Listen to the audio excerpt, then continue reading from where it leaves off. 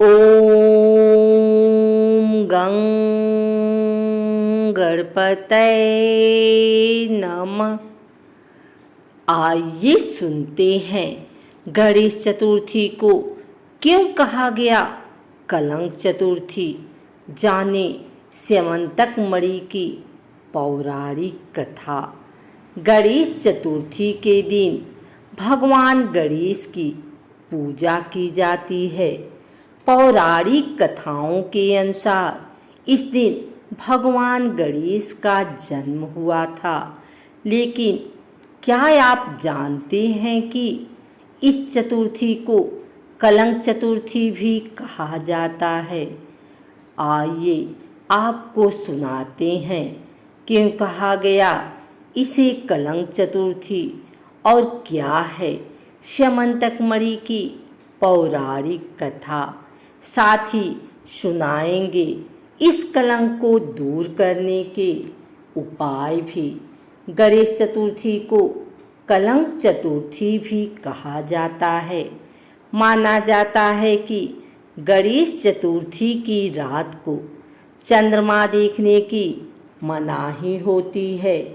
अगर कोई व्यक्ति इस रात चाँद के दर्शन कर लेता है तो उस पर कलंक लगता है। कथाओं के अनुसार इस दिन गणेश भगवान ने चाँद को श्राप दिया था कि जो भी इस दिन चाँद को देखेगा उसे कलंक लगेगा। आइए सुनते हैं स्यमंतक मणि की पौराणिक कथा। एक समय जरासंध के भय से भगवान कृष्ण समुद्र के पास जाकर रहने लगे। वर्तमान में इसे द्वारकापुरी के नाम से जाना जाता है।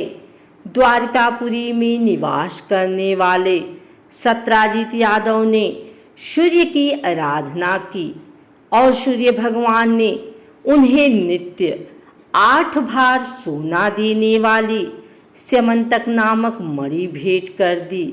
यह जानकर भगवान श्री कृष्ण ने उससे मणि प्राप्त करने की कोशिश की, मगर सत्राजित ने वह मणि भगवान कृष्ण को नहीं दी, बल्कि अपने भाई प्रसेनजीत को दे दी। एक दिन प्रसेनजीत शिकार करने गया। वहाँ एक शेर ने उसे मार डाला और मणि छीन ली, मगर वह शेर भी मारा गया। ऋक्षों का राजा जामवंत उस शेर को मारकर मणि लेकर चला गया। कई दिनों तक भाई के शिकार से न लौटने पर सत्राजित ने सोचा कि जरूर मणि पाने के लिए कृष्ण ने उसका वध कर दिया होगा। बिना कुछ जाने हुए सत्राजित ने ऐलान कर दिया कि प्रसेनजीत को मारकर श्री कृष्ण ने स्यमंतक मणि छीन ली है। इस बात से दुखी होकर खुद श्री कृष्ण ने कई दिनों तक अपने साथियों के साथ मणि की खोज की। तब उन्हें शेर को ऋक्ष द्वारा मारने के चिन्ह मिले। निशान का पीछा करते हुए वे जामवंत की गुफा में पहुँचे और देखा कि जामवंत की पुत्री उस मणि से खेल रही है। इस दौरान श्री कृष्ण और जामवंत के बीच युद्ध छिड़ गया।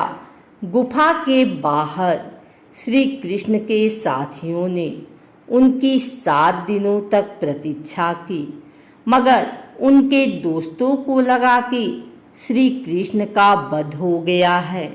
यह सोचकर वो वापस द्वारकापुरी चले गए। इन दोनों के बीच ये युद्ध 21 दिनों तक चला, लेकिन जामवंत श्री कृष्ण को हरा नहीं पाया। तब उसने सोचा कि कहीं यह वो अवतार तो नहीं जिसके लिए मुझे रामचंद्र जी का वरदान मिला। यह सोचकर उसने अपनी बेटी का विवाह श्री कृष्ण से किया और मणि दहेज में दे दी। श्री कृष्ण जब मणि लेकर वापस आए तो सत्राजित अपने किए पर दुखी हुआ और लज्जा से मुक्त होने के लिए उसने भी अपनी पुत्री का विवाह श्री कृष्ण के साथ कर दिया।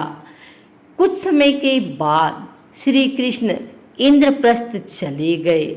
मणि कब्जे में करने के लिए सद्धन्वा यादव ने सत्राजित की हत्या कर दी।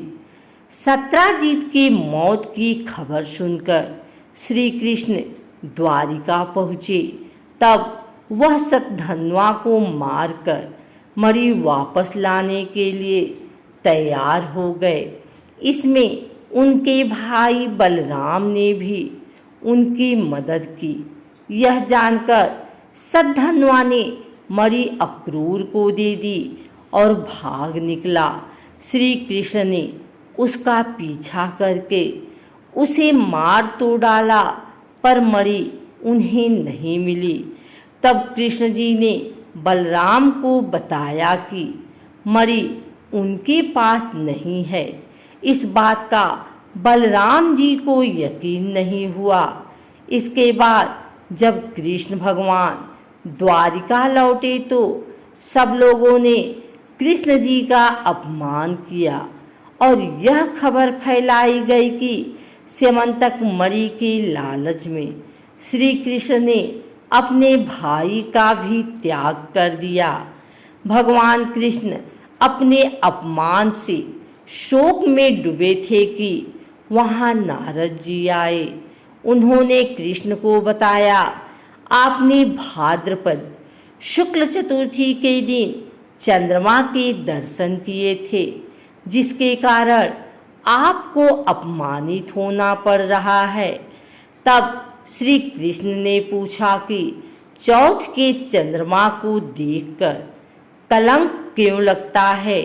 नारद जी ने जवाब दिया कि एक बार ब्रह्मा जी ने चतुर्थी के दिन गणेश जी का व्रत किया था।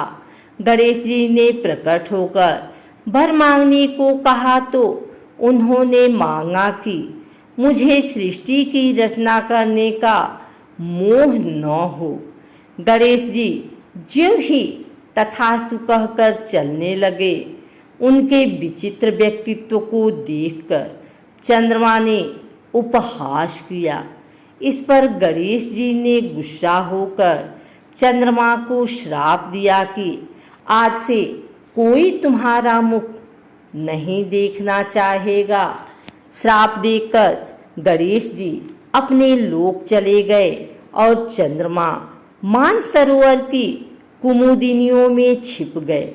उस समय चंद्रमा के बिना सबको कष्ट हुआ और देवताओं के व्रत से प्रसन्न होकर गणेश जी ने वरदान दिया कि अब चंद्रमा श्राप से मुक्त तो हो जाएगा। पर भाद्रपद शुक्ल चतुर्थी को जो भी चंद्रमा के दर्शन करेगा उसे चोरी आदि का झूठा इल्जाम झेलना पड़ेगा। लेकिन जो भी व्यक्ति प्रत्येक द्वितीया को दर्शन करता रहेगा वह इससे बच जाएगा। तब श्री कृष्ण ने कलंक से मुक्त होने के लिए गणेश चतुर्थी का व्रत किया। आइए सुनते हैं गणेश चतुर्थी से बचने के उपाय कि कैसे कलंक चतुर्थी का निवारण कर सकें। शास्त्रों के अनुसार गणेश चतुर्थी के दिन चंद्र दर्शन नहीं करना चाहिए। यदि कोई व्यक्ति ऐसा करता है तो उसे 1 साल का कलंक लगता है। भगवान कृष्ण को भी चंद्र दर्शन के मिथ्या कलंक लगने के प्रमाण शास्त्रों में पाए जाते हैं। कलंक निवारण मंत्र जो जानबूझकर अथवा अनजाने में ही भाद्रपद शुक्ल चतुर्थी को चंद्रमा के दर्शन करेगा वह अभिशप्त होगा, उसे बहुत दुख उठाना पड़ेगा। श्रीमद् भागवत के अनुसार बताया गया है कि अगर भूल से आपको इस दिन चंद्र दर्शन हो जाए तो स्यमंतक मणि की चोरी की कथा सुननी चाहिए। इससे चंद्रमा के दर्शन से होने वाले मिथ्या कलंक का ज़्यादा खतरा नहीं होता। चंद्र दर्शन दोष निवारण हेतु मंत्र। अगर अनिच्छा से चंद्रमा के दर्शन हो जाए तो उस व्यक्ति को नीचे दिए गए मंत्र को सुनने चाहिए। जल को शुद्ध करना होगा, उसके बाद उस शुद्ध जल को पीना होगा। इससे व्यक्ति पर लगा कलंक ठीक हो जाएगा। सिंह प्रसेन मौधित सिंहो जाम्बवताहत सुकुमारक माँ रोदिस्त्वह्रोष्यमंतकः।